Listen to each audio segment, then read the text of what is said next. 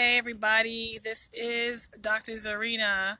I wanted to come on here today. I'll give a second maybe for some people to come in, but I know a lot of people catch this on replay, so that's completely fine. My sunglasses on because it's super bright out here, and I don't want to squint at you all. But this is a very important message today. It kind of really touched my heart. I know it's been a while since I've been on live, but I wanted to come on because it's so critical that I talk to you all about this. You may be reading the title and they say, hospice is not a death sentence. What does that have to do with pain? What does that have to do with sports medicine? Let me first introduce myself for those who don't know me, those who are just learning about me. I am Dr. Zarina, also known as Dr. Z, America's Pain Freedom Doc. Hey, Talisha. How you doing, sweetheart? I actually need to reach out to you very soon. Thank you for joining. But people don't... I'm Dr. Z, also known as Dr. Z, America's Pain Freedom Doc. Yes, you've heard that phrase for me in general. But it also... I'm a sports medicine integrative pain management specialist. I help individuals, groups, and organizations and corporations go from pain to pain freedom long term. And that actually brings me to my topic. This about hospice. You're like, what in the world does that have to do with anything that you do? It has everything to do with it. Because when I speak about pain freedom, those who don't know, some people who think that they understand pain freedom. Hi, Miss Sandra. How you doing? Thanks for joining. Some people think about pain freedom. They think that must mean zero pain. I want some of that, right? That must mean pain free. I want some of that as well. And I say pain freedom is a mindset. Pain freedom is an ideal, right? Meaning that at the end of the day, it's about having freedom that is not controlling you, and that instead of you being in the driver's seat to control the destiny, control your life, control your quality of life. That brings me to this topic. Hospice is not a death sentence. And I'm bringing this up also because it's in the news. Valerie Parker, she was a actress actually on... I forget the name of the show. It was back in the 80s. And it's going all over the social media and all over the news how her husband, God bless their family, God bless their loved ones, God bless everyone who loves her and who's supporting her and praying for her. That includes me. But he was really distraught. He pointed out that, I'm not going to put my wife on hospice because I'm not giving up on her. And that's why I'm actually here. I want to be part of the whole mission, if you will, to really help individuals, groups, and families really understand what is hospice. For some reason, somewhere along the line, hospice, honestly, I feel, has gotten a bad rap. I'll give you a great example. Today alone, I had to deal with a family, which I do on a very regular basis. Let me be very clear. Because I deal with pain management, I'm also a consultant. I do consulting for rehab facilities and things like that. And I have to address these issues. Pain comes into play because sometimes the individual that happens to be the patient in that case, they may be suffering, right? They may be suffering a lot of pain. It could be due to cancer.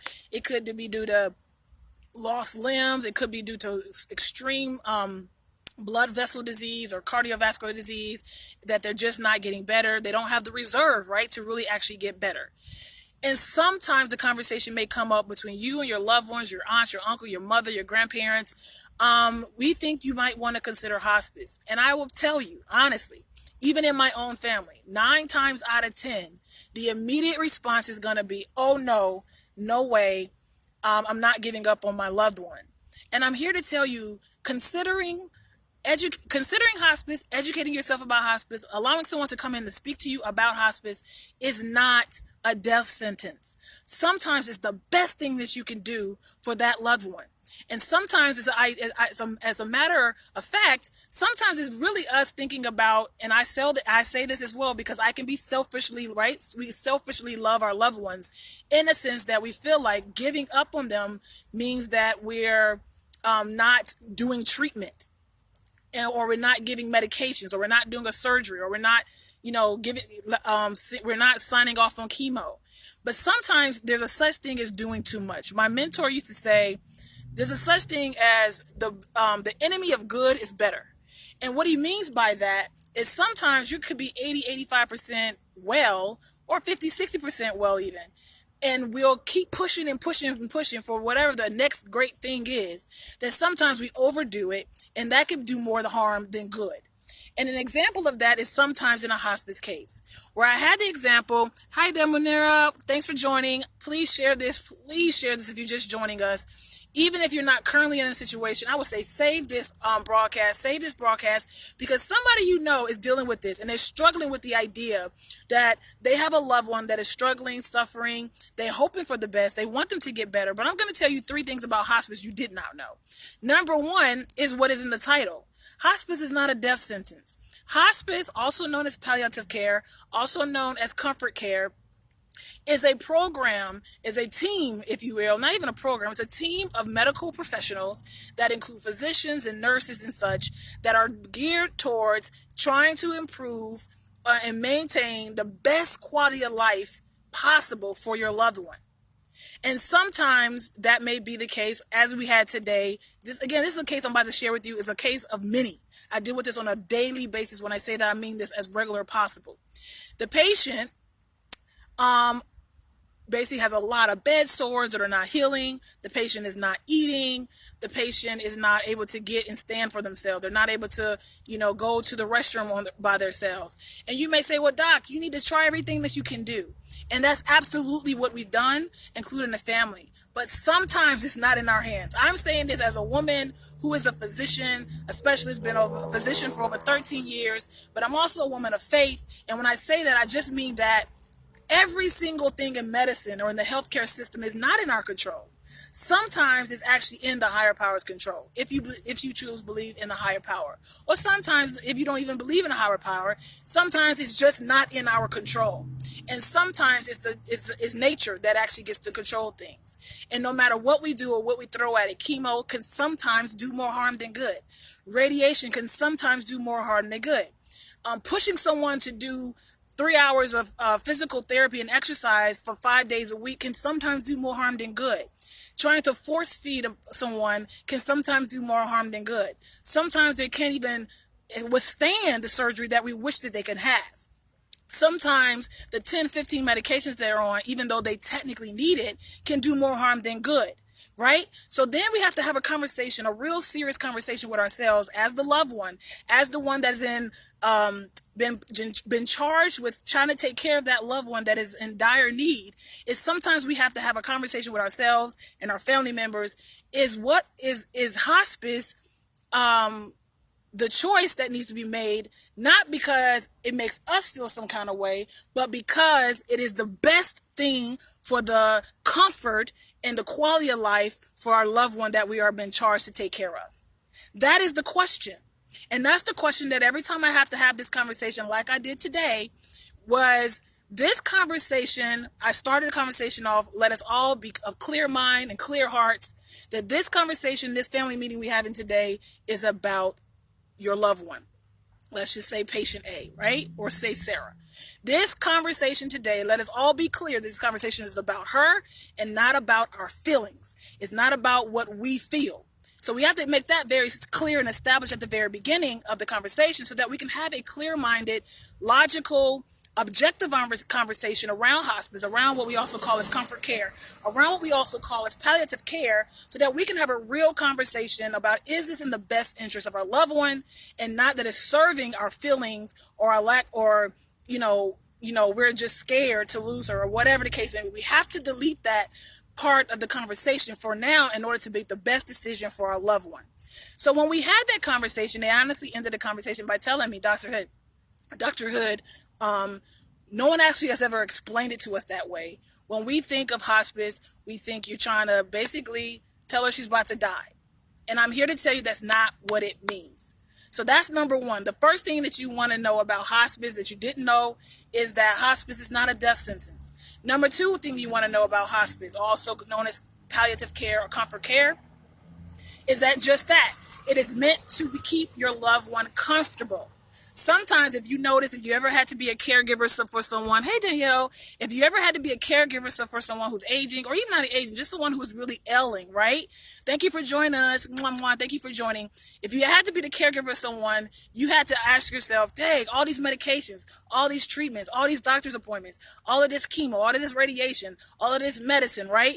This feels like it's doing more harm than good. They seem like they're worse than they were when they got the diagnosis. Or they just seem out of it. They're loopy. They're this, they're that, right? Sometimes hospice is actually the answer because it will keep them comfortable, right? We love our loved one. We love our mom, our dad, our grandparent, our aunt, our uncle, whoever is in that situation. We love them.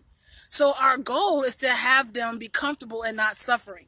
We have to delete our feelings from the decision making because in this instance, when you've been charged with the caregiving role, it's important that we insert what is best for them and delete our feelings from the conversation.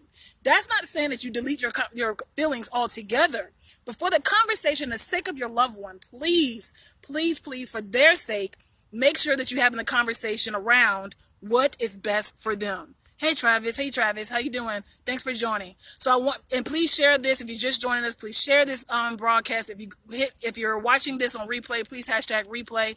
I want us to continue to have these conversations with our loved ones, with our family members, with our physicians, because sometimes, which is why I always like to do live stream broadcasts like these, is your physician may not have the time to explain everything, what hospice means, what comfort care means, what palliative care means. And it honestly breaks my heart because I've been in so many situations as a physician. I'm a human being first. And it really breaks my heart when I'm watching a situation unfold that I know for a fact, not just medically, but also from experience, that this decision that the family member or family members are making is going to cause more suffering than it is going to cause more good. Hi, Dr. Michelle. Thank you for joining us. Welcome to the broadcast. So that's the number 2 thing. Hi, Evan. Welcome to the broadcast. Thanks for joining. That is the number 2 thing. The number 2 thing is that it is sometimes meant for comfort. Not sometimes. It always is meant for comfort. Hospice, I want you to redefine it as meaning comfort. Okay? Keeping your loved one comfort. Hospice is not a death sentence. And so many times in the media, in real time, in our family, we automatically write it off. We don't even listen to the conversation because we're caught in our own feelings.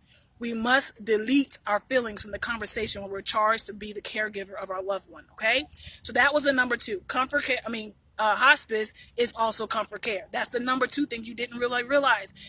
People don't even think of that, right? They think of hospice, they just think of death. How many people, by a show of hands, if you're still here joining us on this broadcast, how many people, by a show of hands, think of death when they think of hospice? And I know this to be true because, again, I have my own family, right? And I've been in a situation as a family member and not as a doctor where we had to have this conversation. And just like in your family, some of my family members were not on board. I don't think it's always the answer. But what I do charge you with, if you're a loved one and you have a loved one or you know someone that may be going through this, then you want to ask yourself, what is in the best interest of them? Not as what are my feelings about it? And at least for the love and the respect of the loved one, hear the hospice / comfort care / palliative consultant out. Let them explain to you what all goes into that. I can tell you from firsthand, again, as a medical doctor, I just dealt with this today, actually, unfortunately, with 2 cases where a family was trying to make a decision about if they should go for hospice care. I'll tell you now, neither one of them did. It will be something that I'm sure that they'll have to revisit at some point, but indeed, hands are rising. Thank you, Travis. Yes, we can relate to that, right? I can say that oftentimes what comes back around is, well, can we have that conversation now? And that's completely okay because it can be shocking, just completely shocking to the brain, to the heart. When you hear hospice, in particular, if you heard hospice and the only thing you've been taught about it is that it's a death sentence. It's called, okay, get ready to die. I can tell you also the third thing you didn't know about hospice is that not everybody that goes on hospice stays on hospice and dies. Some people come off hospice. That is a fact. You can Google it. Probably not Google it. You know, I don't really like Google. Dr. Google is not my friend. But you can research it. You can ask those questions that everyone that goes on hospice does not necessarily finish life on hospice. Some people come off. And even if they do stay on hospice, you know how doctors, which I personally don't do this, but, you know, sometimes patients and families ask us, hey, you know, how long do you think my loved one has before they die? I personally often answer that by, I don't know, because that's a fact. I didn't create, I don't know.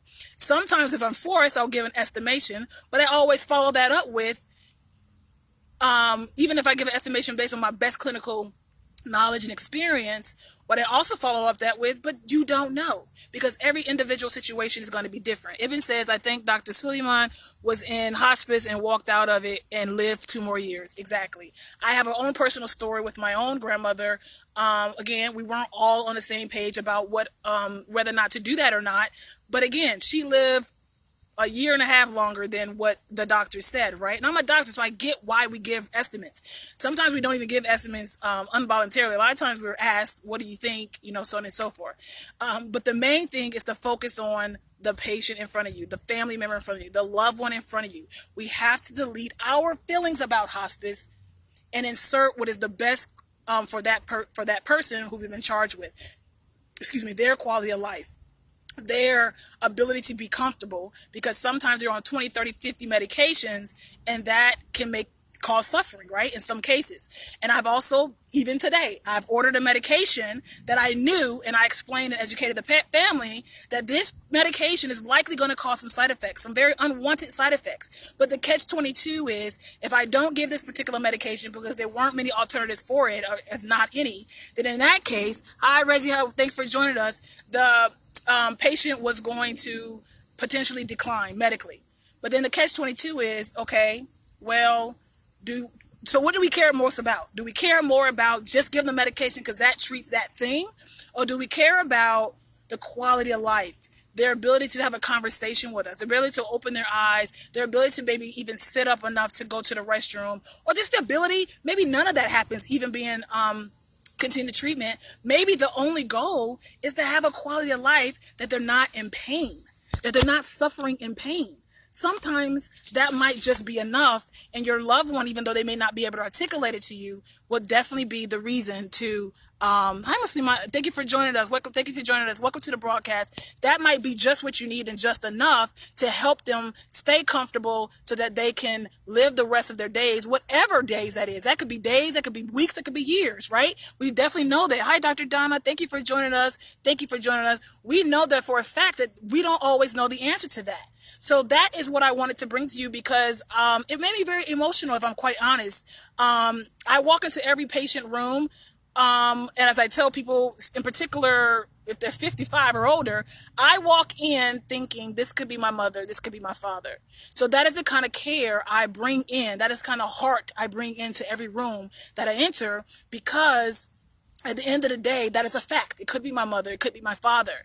And that allows me to be not only on my game from an intellect perspective, but that makes sure that I do a heart check as well before I go into every room. And I charge all of my physician friends, colleagues, super friends who are listening to this for us to also be reminded as such. We have to not just do a mind check, but we have to do a heart check when we walk into these rooms, being sensitive to the fact that these families, is shocking, you know, to hear that word. But I want to change that. I want to change that. That when the word hospice comes out of someone's mouth, that fear is not the first thought.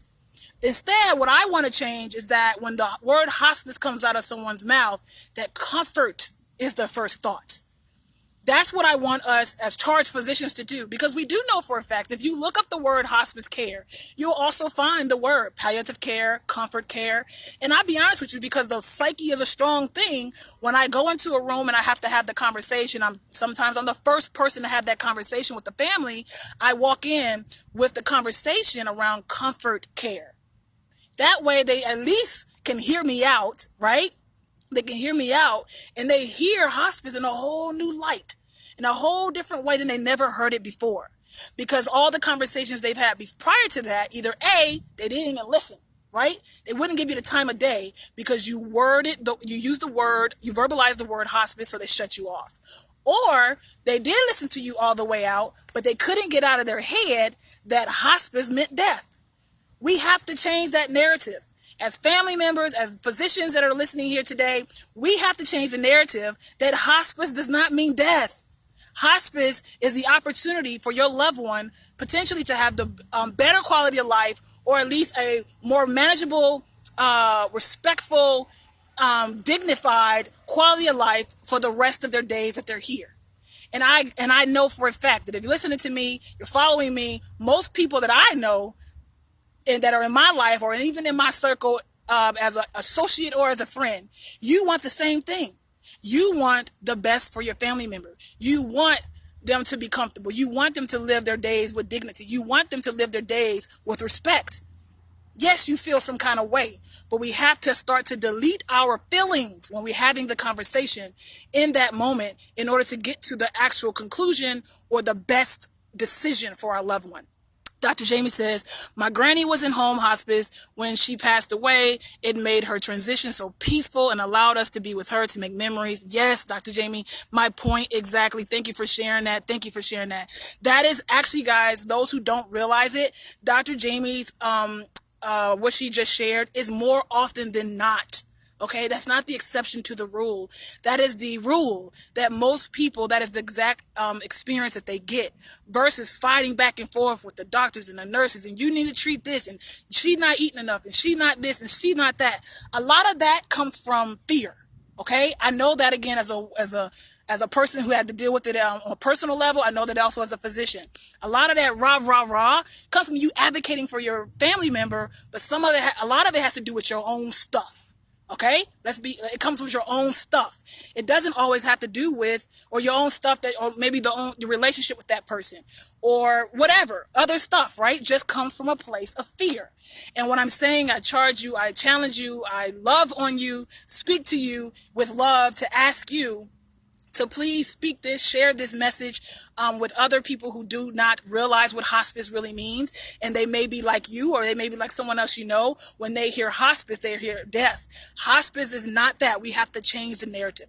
Hospice is an opportunity for your loved one to live the rest of their days, weeks, or years in peace, with dignity, with respectful peace and a quality of life that is not in suffering, and that they can be at more comfort. Okay, so the first thing you didn't know was the title. Hospice is not a death sentence. The second thing you didn't know was that it is actually comfort care. Okay, most people don't realize that. And the third thing you didn't really know, the third thing you didn't know, actually I forgot my third thing that fast.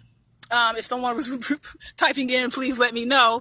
Hi, Cicely. Hi, Dr. Shanika. Definitely hospice was the best thing. You about to make me cry. Best thing to do for my mom before she passed.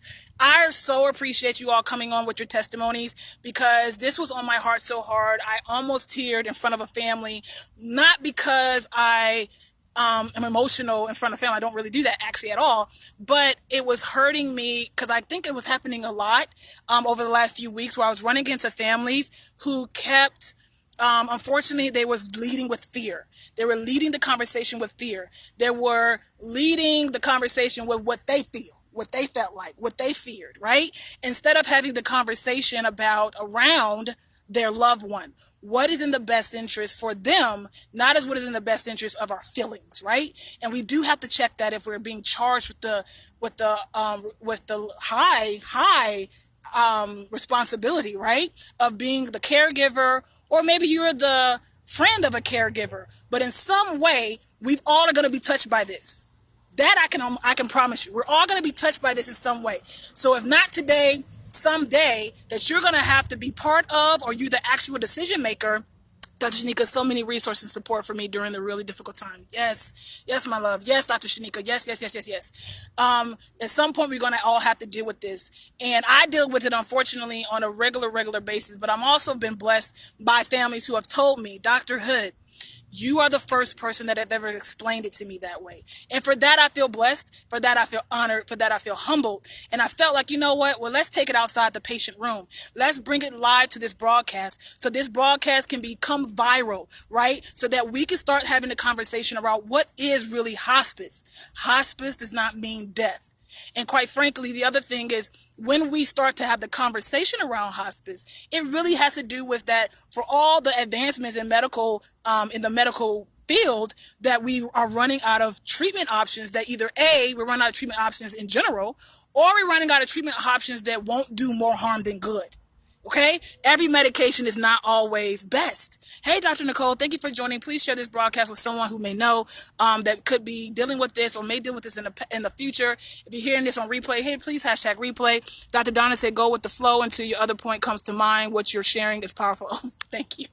All right, no problem. But those who missed the third thing, just go back and hit this on replay. I'm not going to take much of your time. It was definitely on my heart. Like I said, I lead with my humanity first.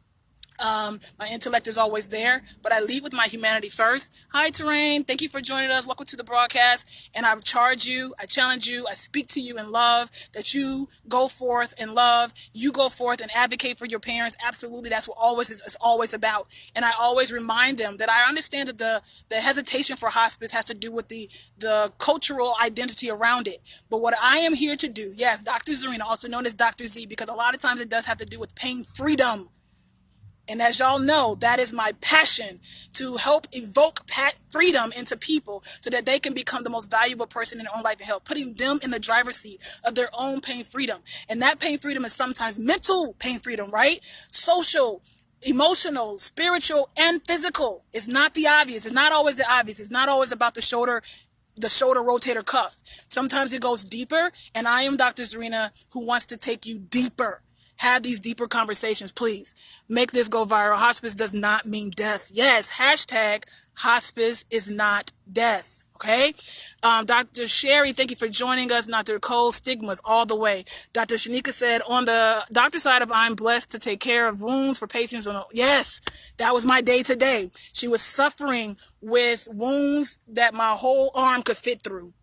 And they wanted us to still do everything possible. And that's understandable, right? From a human perspective, that's my mother. Do everything you can.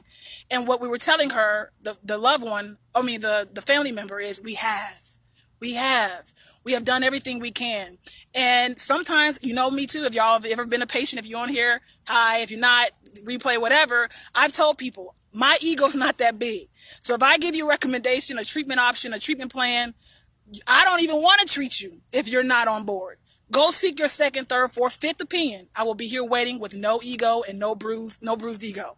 I'm here to serve you when you are ready. Okay? So I tell people, go get your second opinion when I can see the hesitation on their face, when the hesitation comes out of their mouth. So it's the same thing with hospice. I tell you, go do the same thing until you can find and understand. But when you go seek the same thing to a second or third opinion, take your humanity in there, delete your own feelings from the conversation, and be charged with the responsibility that your loved one have given you to be there for their best interests.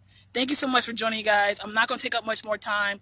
I hope we can continue this conversation. If you find this information helpful, leave me a post below, leave me a comment below. I'll continue the conversation for you if we need to.